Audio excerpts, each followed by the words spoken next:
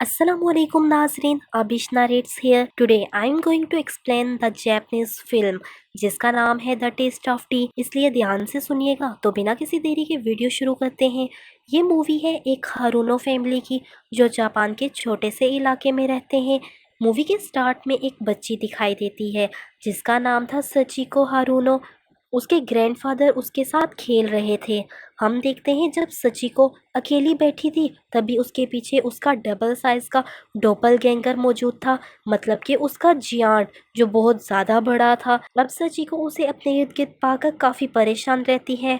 वो हमेशा सोचती है कि वो उससे पीछा छुड़ाएगी, लेकिन वो कुछ भी नहीं कर पाती थी। एक दिन स्कूल में मॉर्निंग असेंबली चल रही थी और सचिको बोर होने की वजह से यॉर्निंग यानी कि जमाइयाँ ले रही थी।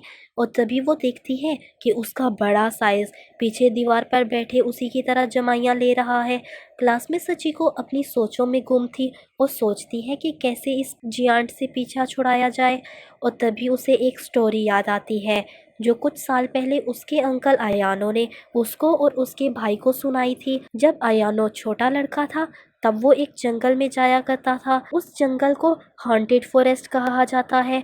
लोगों का कहना था कि वहाँ कोई कर्स है और जो वहाँ जाता है उसके साथ कुछ गलत होता है। एक दफा आयानो जंगल में परिंदों के अंडे उठाने गया था, लेकिन वो अंडे उठाने से पहले टॉयलेट में जाना भूल गया था और अब अंडों को होल्ड करना उसके लिए बहुत मुश्किल हो रहा था। अब वो खुद से कहता है कि आज के लिए इतने अंडे काफी हैं और अब घर चलना चाहिए। लेकिन तभी वो देखता है कि जमीन पर एक बहुत बड़ा अंडा पड़ा हुआ था। अब वो उस पर टॉयलेट कर देता है और पेंट ऊपर करने लगता है और फिर वो सोचने लगता है कि इतना बड़ा एग कोई ले जाने की बजाय जमीन में दफना के क्यों गया है। फिर वो अपना ही टॉयलेट उस पर पड़े हुए देखकर कहता है कि दफनाए हुए अंडे से ज्यादा तो अजीब ही अब लग रहा है। जो सीन मुझे तो बहुत अजीब लग रहा था।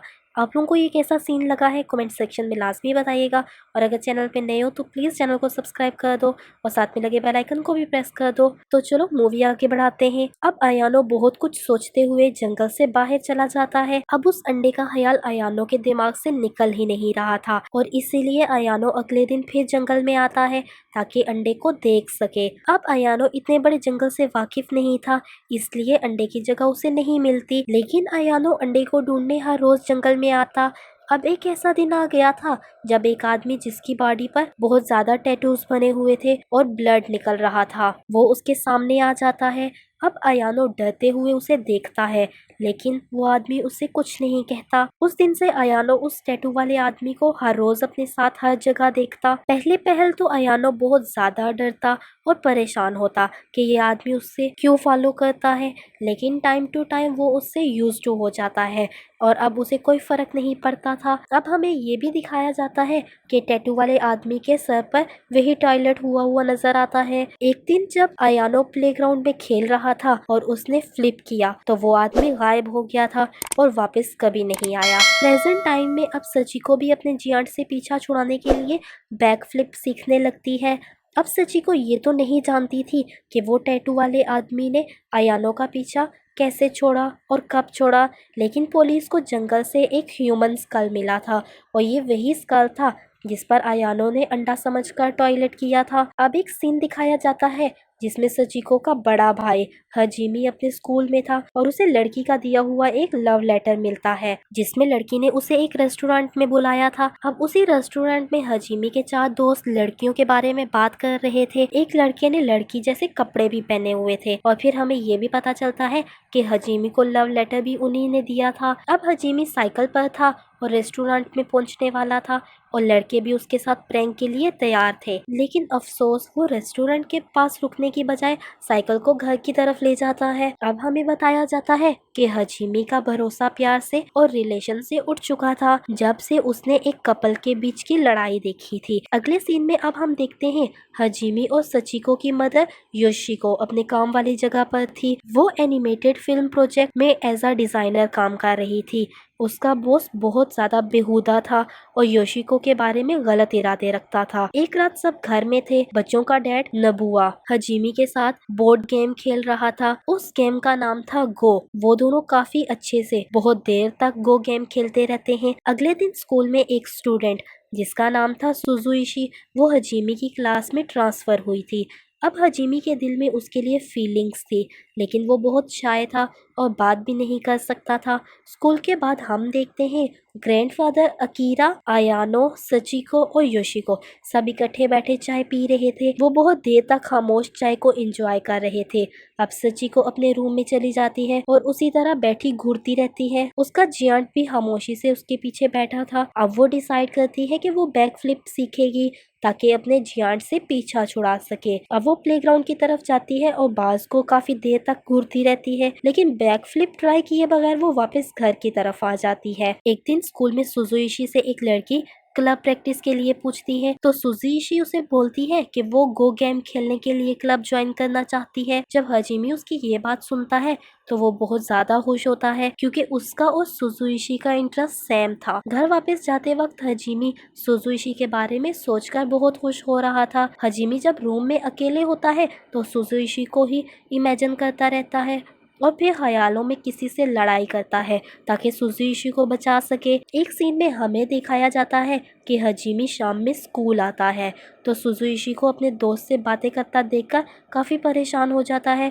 और कुछ देर बाद मेट्रो में वो अपने डैड से मिलता है। तभी वहाँ दो लोग अजीब से कॉस्ट्यूम पहने हुए आते हैं और शोर करने लगते हैं और फिर पिक्चर्स बनाने लगते हैं। मेट्रो से उतरते वक्त वो दो लोग किसी आदमी से लड़ने लगते हैं। हजीमी और उसके डैड वहाँ से भाग जाते हैं। अब सारी फैमिली रात का खाना खा रही थी। हजीमी और उसके फादर उन्हें बताते हैं कि जो उन्होंने मेट्रो के बाहर देखा, लेकिन अयानो इस अजीब वाक़ये की वजह से उन पर यकीन नहीं करता। अब एक सीन दिखाया जाता है जिसमें योशिको अपने काम वाली जगह होती है और छुट्टी के वक्त अपने बॉस से कहती है कि मैं लीव पर हूँ, इसलिए मुझे कॉल मत करना। इसका मतलब था कि वो उसके बुलाने की वजह से काफी परेशान होती थी। अब बॉस उसे बोलता है कि ठीक है, जब तक वो लीव पर है मैं उसे नहीं बुलाऊंगा, लेकिन वो उसके जाते ही उसके हस्बैंड को कॉल करके बताता है कि योशिको उसके साथ चीटिंग कर रही है। योशिको जो अभी तक पूरी तरह बाहर नहीं गई थी, वो बॉस की बात सुन लेती है और वापस आकर बॉस को मारने लगती है कि मेरे बारे में तुम गलत अफवाह क्यों फैला रहे हो। अब सीन शिफ्ट होता है सचिको पर, जो आधी रात में उठकर बैठ जाती है क्योंकि उसने ख्वाब में देखा कि वो और उसका जियांट इकट्ठे स्विमिंग कर रहे हैं। अब वो प्लेग्राउंड में जाती है और पहली बार बैक फ्लिप की प्रैक्टिस करने लगती है। उसी वक्त अयानो अपनी एक्स गर्लफ्रेंड की शॉप पर जाता है, जिसकी शादी किसी और के साथ हो चुकी थी। पहले तो वो उससे ठीक तरह से बात नहीं करता, लेकिन फिर उसे कहता है कि मैं खुश हूँ क्योंकि तुम अपनी लाइफ खुशी से गुजार रही हो। लड़की भी उसे यही कहती है। वो दोनों एक दूसरे से मिलते हैं और गुड बाय बोल देते हैं। अगले दिन योशिको को उसके बॉस का कॉल आता है और वो कहता है कि उसे आयानो की हेल्प चाहिए क्योंकि वो प्रोड्यूसर था और उसके बॉस को सॉन्ग रिकॉर्ड करवाना था। यहाँ तक कि वो उनके ग्रैंडफादर अकीरा को भी अपने म्यूजिक वीडियो में बुलाता है। अब आयानो सॉन्ग रिकॉर्ड करवाने से मना करता है, लेकिन जब उसे फैमिली बोलती है तो वो मान जाता है। अब ग्रैंडफादर सॉन्ग में पार्टिसिपेट करके बहुत खुश थे और रात दिन गाना गाते रहते हैं। कुछ दिनों बाद सचिको अपनी क्लास में थी, जबकि उसका जियांट स्कूल प्लेग्राउंड में लेटे हुए उसे देख रहा था। स्कूल के बाद सचिको प्लेग्राउंड में जाती है और बैक फ्लिपिंग की प्रैक्टिस करती है। अब उसके ग्रैंडफादर उसे ऐसा करते देख लेते हैं और फिर कहते हैं कि शायद वो किसी बड़ी मुसीबत में है और फिर वो वहाँ से चले जाते हैं। रात के खाने पर अयानो अपने दोस्त को घर लाता है। खाने के बाद सारी फैमिली इकट्ठे बैठ जाती है। उनके फादर नबुओ एक हिप्नोटाइज थेरापिस्ट थे और वो कोई प्रोसीजर करने लगते हैं ताकि सारी फैमिली रिलैक्स हो सके। अब वो सबको हिप्नोटाइज करने की कोशिश करते हैं, लेकिन योशिको अयानो और उसके फ्रेंड को हिप्नोटाइज कर सकते हैं। अब वो तीनों बिल्कुल अनकॉन्शियस हो गए थे और अजीब सी हरकतें करने लगे थे, लेकिन नबुआ उन्हें फिर से ठीक कर देता है। अब योशिको अपनी बेटी को बताती है कि हिप्नोटाइज होकर उसे कैसा लग रहा था। वो कहती है कि मैं बयान भी नहीं कर पा रही, मुझे इतना ज़्यादा अच्छा लग रहा था। मुझे ऐसा लग रहा था जैसे मैं स्पेस में आज़ादी के साथ उड़ रही हूँ। अगले दिन हजीमी लाइब्रेरी में जाता है ताकि गो गेम की बुक्स वापस कर दे। वहाँ बैठे कुछ क्लब मेंबर्स उसका गो गेम में इंटरेस्ट देखकर उसे क्लब ज्वाइन करने के लिए बोलते हैं। हजीमी उनकी ऑफर एक्सेप्ट कर लेता है और उनके साथ क्लब में चला जाता है। सुजुइशी भी उधर ही थी। अब हजीमी एक लड़के के साथ खेलता है और गेम जीत जाता है। सुजुइशी उसे देख रही थी, लेकिन बात किए बगैर वहां से चली जाती है।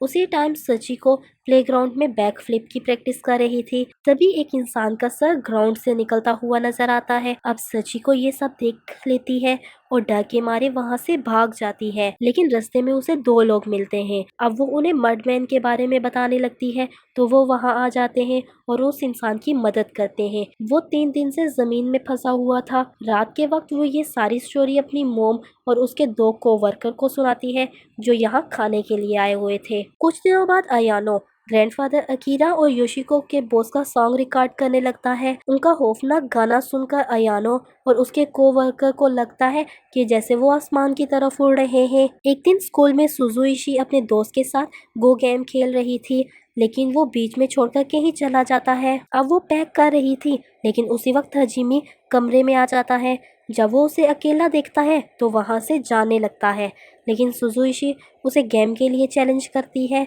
अब वो दोनों खामोशी के साथ खेलने लगते हैं।